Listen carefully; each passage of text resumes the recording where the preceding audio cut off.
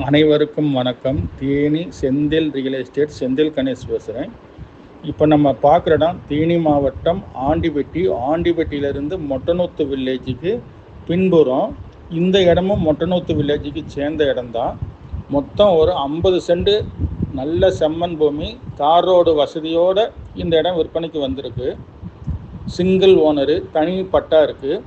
இதனுடைய விலை பார்த்தீங்கன்னா மொத்தத்துக்கு ஃபைனல் ரேட்டாக 7,49,000 ரூபா கேட்டிருக்காங்க. இந்த செம்மண் பூமி பிடிச்சிருந்ததுன்னா நம்மளை தொடர்பு கொள்ளுங்கள்.